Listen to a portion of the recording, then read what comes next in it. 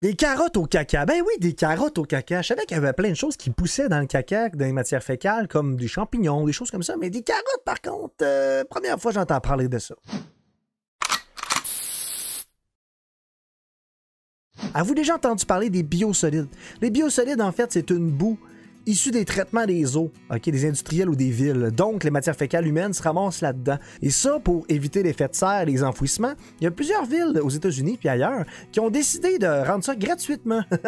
Ben oui, aux agriculteurs pour qu'ils puissent s'en servir pour faire pousser des choses à l'intérieur de leur champ. Le Maine, par exemple, ils viennent de mettre leur culotte puis ils ont interdit cette pratique-là parce qu'ils ont déterminé qu'il y avait des chats qui étaient contaminés. Comme par exemple, il y a des litres de lait qui coulent au sol puis qui est obligé de se débarrasser dans les égouts. C'est un agriculteur qui est là depuis vraiment longtemps dans le sud du Maine, depuis 1977. C'est assez impressionnant. C'est la 4e génération quand même à cultiver là.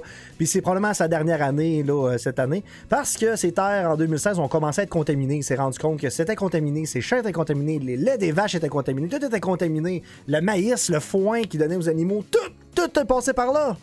Il y a beaucoup d'agriculteurs, il y en a même au Québec, il y en a partout dans le monde qui ont été conquis par ça et qui ont dit « Wow, c'est une économie incroyable, on va sauver, on va réduire l'empreinte écologique également en utilisation des boues d'épuration. » Mais finalement, en remplaçant les engrais et les fumiers d'animaux traditionnels, ça a amené d'autres problèmes en matière résiduelle.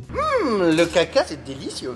Au départ, c'était bien pensé. C'était pour nourrir les plantes, l'herbe, améliorer les structures des sols, la rétention des eaux. C'était une bonne idée sur papier. Sauf que ça a commencé à avoir des problèmes tranquillement.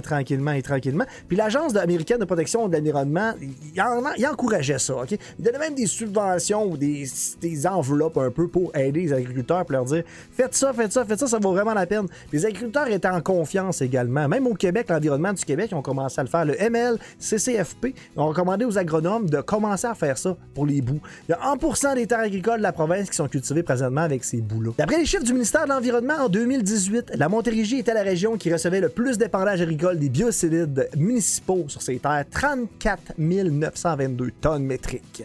Ensuite, on a l'Estrie qui est à 26 700 tonnes, et on a le centre du Québec à 23 000 tonnes, et on a le Saguenay-Lac-Saint-Jean à 22 000 tonnes. Donc, il y a énormément d'endroits au Québec qui sont déjà utilisés, les biosolides, en quantité industrielle. C'est vraiment un gros tas de merde. Le problème avec les biosolides, c'est que c'est des contaminants qui s'accumulent. Puis les gens qui sont en contact avec développent beaucoup de problèmes sur le long terme. La santé.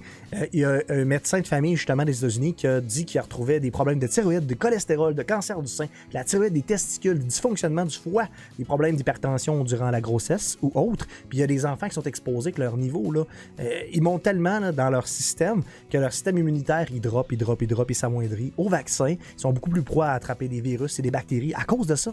Au Québec, présentement, ces contaminants-là ne sont pas nécessairement étudiés en agriculture. En tout cas, très peu au Canada. Il y a des chimistes environnementaux à l'Université de Montréal qui essaient de diriger les laboratoires là-dessus, mais c'est vraiment pas fait. C'est pas très rassurant de savoir que dans l'eau potable, dans les rivières, il y a déjà une présence de ça, mais qu'en plus, ils essaient de nous les rentrer, les biosolides, par la terre, par nos aliments, par tout ce qui est fruits, légumes, des choses comme ça. C'est pas très rassurant, tout ça. En 2016, l'Institut national de santé publique du Québec avait conclu que l'épandage des biosolides municipaux sur les terres agricoles ne représentait aucun risque pour la santé des humains. Mais la réglementation a un tout petit alinéa en bas qui est écrit que les pratiques de gestion doivent être modifiées à la lumière des nouvelles connaissances scientifiques. Ça veut dire qu'ils ne savent pas vraiment, finalement.